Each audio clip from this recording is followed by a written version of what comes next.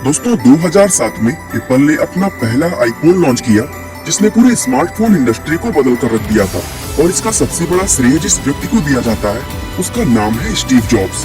आज Steve jobs को हम एक जबरदस्त एंटरप्रेन्योर, बिजनेस लीडर और एक मॉडर्न डे जीनियस के रूप में याद करते हैं। लेकिन शायद उनकी यही खूबी उनके इतनी कम उम्र में मरने का कारण भी बना। और ये सब कैसे हुआ, हम आज की इस वीडियो में जानने वाले हैं। दोस्तों, स्टीव जॉब्स का जन्म 24 फरवरी 1955 के दिन अमेरिका के सैन फ्रांसिस्को में हुआ था। और आपको जानकर हैरानी होगी कि जन्म के समय उनका नाम अब्दुल लतीफ जंदाली था। दरअसल उनके पिता का नाम अब्दुल फतह जंदाली था, जो सीरिया से ताल्लुक रखते थे, जबकि उनकी मां जुरान शिएबल एक स्विस जर्मन महिला थी। इन दोनों की मुलाकात यूनिवर्सिटी ऑफ विस्कॉन्सिन में पढ़ाई के दौरान हुई थी, जिसके बाद ये दोनों एक दूसरे को पसंद करने लगे। और शादी से पहले ही स्टीव जॉब्स की मां प्रेग्नेंट हो गई। वे दोनों उस अनवांटेड बच्चे से छुटकारा पाना चाहते थे और इसलिए उन्होंने एबॉर्शन करवाने का डिसीजन लिया था। लेकिन उस समय अमेरिका के अंदर एबॉर्शन करवाना गैर कानूनी था और इसीलिए वे चाह कर भी ऐसा नहीं कर पाए। ऐसे में इन दोनों ने ये तय किया कि वे अपने इस बच्चे को जन्म देकर किसी अच्छी फैमिली को एडॉप्शन के लिए दे देंगे। इस तरह स्टीव जॉब्स का जन्म एक अनवांटेड चाइल्ड के रूप में हुआ, जिन्हें जन्म के कुछ समय बाद ही सैन फ्रांसिस्को में रहने वाले पॉल जॉब्स और उनकी पत्नी क्लारा जॉब्स को दे दिया गया। इसके कुछ समय बाद स्टीव जॉब्स के बायोलॉजिकल पेरेंट अब्दुल फतह जंदाली और जुरान शिएबल ने एक दूसरे से शादी कर ली और एक बेटी यानी स्टीव की बहन मोना सिम्पसन को जन्म दिया, जो कि आज अमेरिका की एक मशहूर नॉवेलिस्ट है। दोस्तों, स्टीव और मोना दोनों हमेशा एक दूसरे के क्लोज रहे, लेकिन स्टीव ने अपने बायोलॉजिकल पेरेंट्स के साथ कभी कोई रिश्ता रखा ही नहीं। साल 1959 में स्टीव की फैमिली सैन फ्रांसिस्को को छोड़कर कैलिफोर्निया के माउंटेन व्यू शहर में शिफ्ट हो गई। दोस्तों, उस समय बदलती हुई टेक्नोलॉजी के साथ माउंटेन व्यू इलेक्ट्रॉनिक्स का सेंटर बनता जा रहा था और शायद इसीलिए स्टीव जॉब्स को बचपन से ही इलेक्ट्रॉनिक्स में दिलचस्पी थी। लेकिन स्टीव जॉब्स के साथ प्रॉब्लम ये था कि उनका पढ़ाई में बिल्कुल भी मन नहीं लगता था। साथ ही स्कूल के दूसरे स्टूडेंट्स उन्हें काफी तंग भी किया करते थे। हालांकि कुछ समय बाद स्टीव के पेरेंट्स लॉस अल्टास में शिफ्ट हो गए और इसी के चलते उनका स्कूल भी चेंज हो गया। और इस स्कूल में बने स्टीव के एक नए दोस्त ने उनकी मुलाकात स्टीव वोजनियाक नाम के एक लड़के से करवाई, जो कुछ साल पहले उसी स्कूल से पास आउट हुआ था। दरअसल स्टीव की तरह वोजनियाक को भी इलेक्ट्रॉनिक्स से बेहद प्यार था और इसी के चलते इन दोनों में एक गहरी दोस्ती हो गई। दोस्तों, यहाँ आपकी जानकारी के लिए बता दें कि स्टीव ने आगे जाकर अपने दोस्त वोजनियाक के साथ मिलकर ही एप्पल कंपनी की शुरुआत की थी।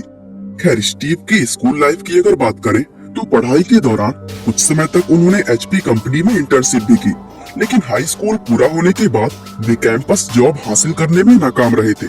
इसके बाद उन्होंने ओरेगोन के रीड कॉलेज में एडमिशन लिया, लेकिन सिर्फ एक सेमेस्टर के बाद वे अपने पेरेंट्स को बिना बताए इस कॉलेज से ड्रॉप आउट हो गए। असल में उन्हें कॉलेज की कई सारी क्लासेस बिल्कुल व्यर्थ लगती थी। साथ ही ये कॉलेज काफी महंगा भी था, जिसकी फीस भरना उनके पेरेंट्स के लिए काफी मुश्किल हो गया था और ऐसे में उन्होंने कॉलेज को छोड़ना ही बेहतर समझा। हालांकि कॉलेज से ड्रॉप आउट होने के बाद भी वे कैंपस के आसपास ही रहते रहे और जो भी क्लास उन्हें इंटरेस्टिंग लगती वो उसको अटेंड कर लिया करते। इसी दौरान उन्होंने कैलीग्राफी की क्लासेस भी ली, जहां उन्होंने इंग्लिश वर्ड्स को खूबसूरत ढंग से लिखने की कला सीखी और उनकी यही आर्ट बाद में कंप्यूटर्स के अंदर अलग अलग तरह की टाइपोग्राफी बनाने में काम आई। दोस्तों, यह स्टीव जॉब्स की लाइफ का वो समय था जब वे अपने दोस्तों के हॉस्टल रूम में फर्श पर सोते थे। वे पैसों और खाने का इंतजाम करने के लिए कोका कोला के बॉटल्स रिसाइकल करते थे। साथ ही हर संडे को कैंपस के पास में ही मौजूद हरे कृष्णा मंदिर में जाकर मुफ्त का खाना खाया करते थे। एक बार स्टीव के दोस्त वोजनियाक ब्लू बॉक्स नाम की एक हैकिंग डिवाइस लेकर उनके पास आए, जिसके जरिए लोग मुफ्त में अनलिमिटेड इंटरनेशनल कॉल कर सकते थे। अब चूंकि स्टीव पहले ही इलेक्ट्रॉनिक्स के लिए पागल थे, इसलिए उन्होंने कुछ ही दिनों में वोजनियाक के साथ मिलकर अपनी खुद की ब्लू बॉक्स डिवाइसेस बनाकर उन्हें बेचना शुरू कर दिया। हालांकि इस डिवाइस को बनाने का उन्हें ये फायदा भी हुआ कि इलेक्ट्रॉनिक्स को लेकर उनका कॉन्फिडेंस काफी ज्यादा बढ़ गया और आगे चलकर उनका यही कॉन्फिडेंस एप्पल को एस्टैब्लिश करने में काम आया। हालांकि एप्पल को फाउंड करने से पहले स्टीव ने अमेरिकन वीडियो गेम कंपनी अटारी में भी काम किया था, जहां साल 1974 में उन्हें टेक्नीशियन की जॉब दी गई थी और साथ ही उनका भारत विजिट करने का सपना भी अटारी कंपनी की बदौलत ही पूरा हो पाया था। दरअसल अटारी की तरफ से स्टीव को जब एक ट्रिप पर जर्मनी भेजा गया तो उन्होंने रिक्वेस्ट की कि उन्हें जर्मनी का वन वे टिकट करवाकर रिटर्न टिकट के पैसे कैश में दे दे। दोस्तों कंपनी ने उनकी बात मान ली, जिसके बाद स्टीव जॉब्स जर्मनी में अपना काम निपटाकर उन पैसों की मदद से अमेरिका लौटने की बजाय भारत आ गए। दरअसल स्टीव जॉब्स भारत में आकर स्पिरिचुअलिटी की मदद से अपने इनर सेल्फ को तलाशना चाहते थे। इसीलिए इंडिया आकर वे पूरी तरह यहाँ के कल्चर में ढल गए। यहाँ रहते हुए वे हमेशा ढीले ढाले कपड़े पहनते और गांव के लोगों की तरह अक्सर नंगे पांव चला करते थे। दोस्तों, ये नंगे पांव चलने की आदत स्टीव जॉब्स के साथ हमेशा रही, क्योंकि अक्सर उनके ऑफिस में उन्हें नंगे पांव ही देखा जाता था। दोस्तों, भारत की ये ट्रिप स्टीव जॉब्स के लिए लाइफ चेंजिंग साबित हुई थी, क्योंकि इंडिया में रहकर उन्होंने इस चीज को जाना कि इंसान का अंतर्ज्ञान उसकी बुद्धि व समझबूझ से कहीं ज्यादा पावरफुल होता है। और भारत से जो पावरफुल इंट्यूशन वो अपने साथ लेकर अमेरिका लौटे, उसी ने उन्हें 1976 में स्टीव वोजनियाक और रोनाल्ड वैन के साथ मिलकर एप्पल कंपनी शुरू करने के लिए प्रेरित किया था। और दोस्तों, ये बात उन्होंने खुद अपने एक इंटरव्यू में कही है।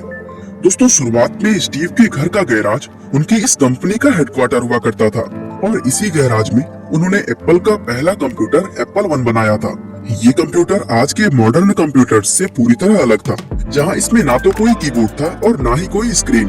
सही मायनों में ये एक तरह की किट के जैसा था, जिसे लोग अपने हिसाब से किसी भी तरह कस्टमाइज कर सकते थे। दोस्तों, उस समय टेक्नोलॉजी का सारा काम वोजनियाक देखते थे, जबकि स्टीव जॉब्स टेलीफोन पर कंपनी के लिए हमेशा इन्वेस्टर्स ढूंढते रहते थे। इसके बाद दोस्तों, एप्पल 1 के बाद अगले साल इन्होंने एप्पल 2 को मार्केट में उतारा, जो सही मायनों में एक पर्सनल कंप्यूटर के जैसा दिखता था। कुछ ही समय में एप्पल 2 पर्सनल कंप्यूटर रिवॉल्यूशन का सिंबल बन गया, जिसके चलते अगले 3 सालों में एप्पल की सेल्स 118 मिलियन डॉलर्स के आंकड़े तक पहुंच गई।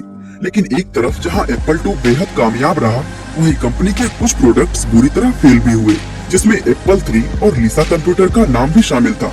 और ऐसा ही कुछ 1984 में लॉन्च किए जाने वाले मैकिंटोश के साथ भी हुआ, जो अपनी एक्सपेक्टेशन पर बिल्कुल भी खरा नहीं उतरा। और चूंकि मैकिंटोश डिवीजन के इंचार्ज स्टीव जॉब्स ही थे, इसलिए इस असफलता का पूरा जिम्मेदार उन्हीं को ठहराया गया। यहाँ तक कि कंपनी के बोर्ड ऑफ डायरेक्टर्स ने उन्हें उनके सभी पदों से हटाकर बाहर का रास्ता भी दिखा दिया था। दोस्तों, ये स्टीव जॉब्स की लाइफ का एक बेहद कठिन समय था, लेकिन उन्होंने इसका भी सामना एक चैंपियन की तरह किया। दरअसल एप्पल से रिजाइन देने के बाद उन्होंने नेक्स्ट नाम की अपनी एक सॉफ्टवेयर कंपनी शुरू की और साथ ही पिक्सर कंपनी के मेजॉरिटी स्टेक्स खरीदकर उसके चेयरमैन व सीईओ भी बन गए। यहाँ आपकी जानकारी के लिए बता दें कि पिक्सार वही कंपनी है जिसने स्टीव जॉब्स के कार्यकाल के दौरान साल 1995 में दुनिया की पहली feature length 3D animation film toy story को बनाई थी। इस तरह स्टीव जॉब्स एप्पल से निकलने के बाद भी कामयाबी की बुलंदियों को छूते रहे, लेकिन उनकी गैर मौजूदगी में एप्पल कंपनी की हालत बद से बदतर हो गई। यहाँ तक कि 1997 में ये कंपनी बैंकरप्ट होने के कगार पर पहुँच गई थी और आखिरकार कंपनी को बचाने के लिए स्टीव जॉब्स को वापस एप्पल का सीईओ बनाया गया। दोस्तों, इस बार स्टीव जॉब्स अपने साथ नेक्स्ट कंपनी का ऑपरेटिंग सिस्टम एक्स को भी लेकर आए थे और फिर बाद में यही ओएस मैक ओएस के नाम से जाना गया। दोस्तों, इस नए ऑपरेटिंग सिस्टम की मदद से स्टीव ने एप्पल को डूबने से बचा लिया था और इसके बाद तो उन्होंने एक के बाद एक ऐसे कमाल किए जिन्होंने टेक्नोलॉजी की दुनिया को ही बदल कर रख दिया। दरअसल साल 2001 में स्टीव ने आईपॉड लॉन्च किया, जिसने न सिर्फ लोगों के म्यूजिक सुनने का तरीका बदला, बल्कि पूरी म्यूजिक इंडस्ट्री को ही बदल कर रख दिया। इसके बाद साल 2007 में वे दुनिया के सामने आईफोन लेकर आए, जिसे आज भी इतिहास का सबसे सक्सेसफुल लॉन्च माना जाता है, क्योंकि आईफोन ने रातों रात स्मार्टफोन इंडस्ट्री के पूरे गेम को ही चेंज कर दिया था। और दोस्तों, ये तो सिर्फ शुरुआत था, जिसके बाद स्टीव को और भी बहुत आगे तक जाना था, लेकिन अब उनकी सेहत ने उनका साथ छोड़ना शुरू कर दिया था। दरअसल स्टीव जॉब्स की हेल्थ प्रॉब्लम्स 2003 में ही शुरू हो गई थी, क्योंकि एक बार जब उनके किडनी में स्टोन्स के चलते उनका सीटी स्कैन किया गया, तब डॉक्टर्स को ये पता चला कि उन्हें सिर्फ किडनी स्टोन्स ही नहीं बल्कि न्यूरो एंडोक्राइन कैंसर भी था, जो कि एक तरह का रेयर पैनक्रियाटिक कैंसर होता है। दोस्तों, स्टीव ने अपनी इस हालत का जिम्मेदार अपने बिजी शेड्यूल को बताया था। असल में स्टीव ने काफी लंबे समय तक एक साथ पिक्सर और एप्पल दोनों कंपनीज को संभाला, जिसके चलते वे सुबह 7 बजे घर से निकलकर रात में 10 बजे के आसपास वापस लौट पाते थे। इसके अलावा स्टीव जॉब्स अपनी सेहत को लेकर भी काफी लापरवाह थे, यहाँ तक कि अपने पैनक्रियाटिक कैंसर की सर्जरी को भी वे 9 महीने तक टालते रहे थे। लेकिन बाद में जब उनकी सेहत ज्यादा खराब हुई, तब उन्हें काफी पछतावा भी हुआ, लेकिन कई साल लड़ने के बाद वो इस जानलेवा बीमारी को हरा नहीं पाए, जिसके चलते 5 अक्टूबर 2011 के दिन दोपहर 3 बजे के आसपास 56 साल की उम्र में उनका देहांत हो गया। बाकी दोस्तों, आज के लिए बस इतना ही। वीडियो को लाइक, शेयर और चैनल को सब्सक्राइब करना बिल्कुल ना भूलें। आपका बहुमूल्य समय देने के लिए बहुत बहुत धन्यवाद।